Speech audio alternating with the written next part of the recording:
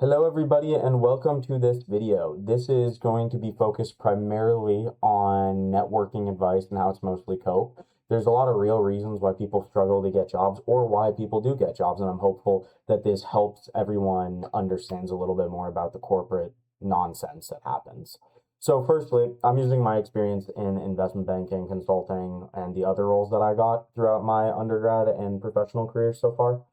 A lot of the kind of rationale you'll hear online or people will give you is that the person who failed to get the job or the opportunity just didn't network hard enough. They didn't send enough emails, didn't follow up enough, or didn't build, genuine relationships or anything along those lines. And it's really comforting to hear all of that because it means it was in your control and that you just didn't try hard enough. So you can blame yourself. But it's mostly cope. And once you start to see the patterns, you can apply them in, even if you miss the banking window, the windows that follow up that give you the next on ramp to get into there. So a lot of the default network harder advice is flattening both in directions if you made it, in both directions. If you made it, you believe it was your hustle, not your school, not your timing, not the analyst who happened to like you on a slow Tuesday. And if you didn't make it, the advice hands you a to-do list instead of a verdict. Send more emails, try again. It feels like the door's still open. The problem is the people giving this advice are almost all survivors, or they're the ones who network, they got in, they assume networking caused an outcome. It's like asking a lottery winner for their number picking strategy. You're only hearing from the tickets that hit. So there's kind of three things that I've seen that actually decide this. The order roughly matters, and then the small pieces around it you genuinely control because the honest version is more useful than the flattening one. So the first reason is most people that who didn't network enough in quotes actually started too late. The calendar beat them and not their effort. And in banking, in life, there's this thing called uh, time kills all deals kind of deal. The longer you're under LOI, the more problems are going to come up. The longer you're in market, the more people have seen an opportunity, and you want to go quick. You want to get things done so you can get paid. So by the time a lot of really smart, hardworking juniors decide they're serious about banking, the seats are already spoken for from people 12 to 18 months ahead of time. These juniors, even seniors who are graduating, will send hundreds of perfect emails for a process that is closed and they no longer have the opportunity to, and conclude they're bad at networking when they aren't. They were just late to the game, and that's just how it is. This is the part, in my opinion, that breaks the entire hustle story. If the timing is a binding constraint, then more effort applied at the wrong time does nothing. You can't out network a closed process. Like you can't outbid or you can't buy a deal that's in exclusivity with someone else. So when I was in undergrad, I taught a couple classes and I was a TA, I did a lot. There were so many seniors who'd come up to me and they'd be like, hey, am I too late? And they weren't too late to get into the industry, but they were too late to get the path that I took to get into the industry. Now, granted, there's other ways, go do FP&A, corp dev, consulting, get an MBA and bounce into banking when you're 26, 27. But they missed the on ramp for the, intern to analyst pipeline. They were all very qualified, but the cycles were too late. Second, this is unfortunate, but where you go to school decides how much networking even matters. And this is where the advice contradicts itself, in my opinion. At a target school, banks come to you. There's on-campus recruiting, a pipeline, a relationship the school has spent decades building. The network a target school kid does is often just showing up to events that banks are already running. The door is propped open for you. I went to a non-target and I was sending emails as a freshman trying to get anyone to answer anything that I did. And it was a absolute struggle, but at the end of the day, it did pay off because I started early and I hustled for it. But there's a couple feeder schools. I mean, the targets, the Ivies, USC, UCLA, sort of like the top 25 programs. You're going to have a lot of very, very notable alumni coming from banks to network on campus for students there. At a non-target, that pipeline just doesn't exist. So networking matters even more because the only way to get that door propped open is to manufacture it yourself.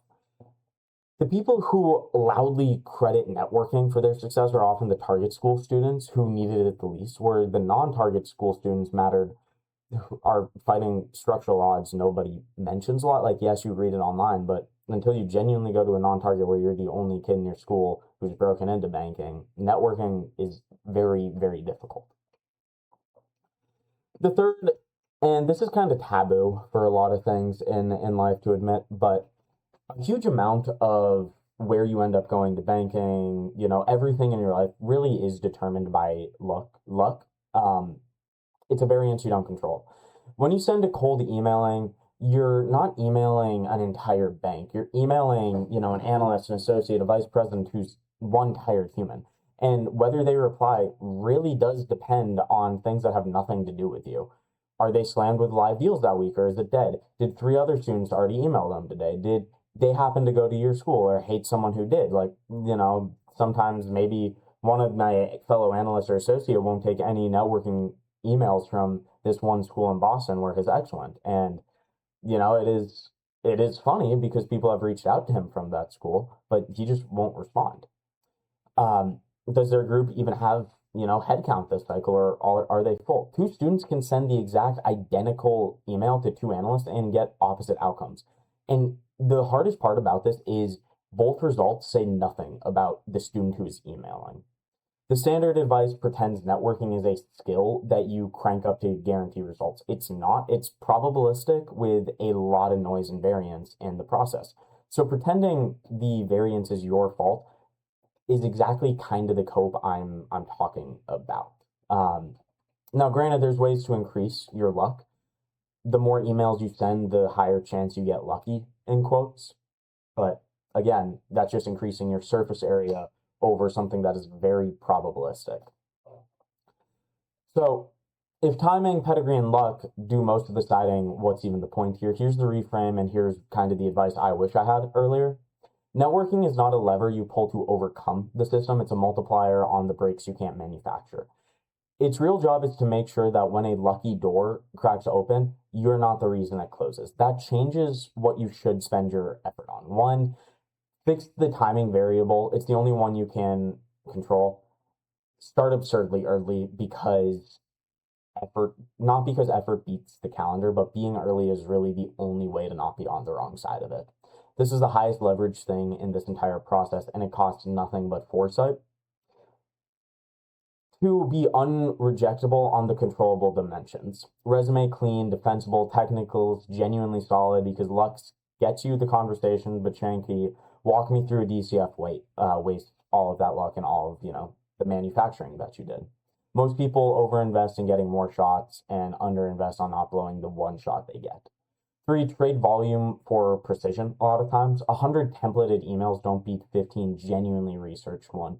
And in an industry this small, blasting low effort outreach actively burns your name because these people talk. You're not trying to win a numbers game. You're trying to convert the few real conversations into a referral, because internal referrals is the one thing that actually move your resume out of the pile. And, that is the whole game of this. Control the timing, be impossible to reject, and aim for very, very high quality touches when you do get the ball in your possession. So now, a lot of people who, did fail, they didn't fail because they didn't network hard enough. You may have just started too late, fought a structural disadvantage nobody named for you, or just caught, bad break. None of it's a character flaw on you, and pretending it is just keeps cranking the wrong levers. The honest version is less flattering, but it's freeing. Stop trying to out-hustle a closed process, fix the timing, get unrejectable, and network like you're catching breaks, not manufacturing them. That is the difference between someone who tried really hard and didn't get in and someone who was simply ready when the door cracked open. If this video was useful, let me know. I'll do a couple more of these coming up. I'm planning on doing some batch recording today so I can just kind of schedule some throughout the week, because I do want to start trying to post more on this, and I'm trying to get a little bit better at speaking regardless, and I think this is good. Who knows about face one day, but we'll see. But yeah, the part that you own box from earlier now stands alone.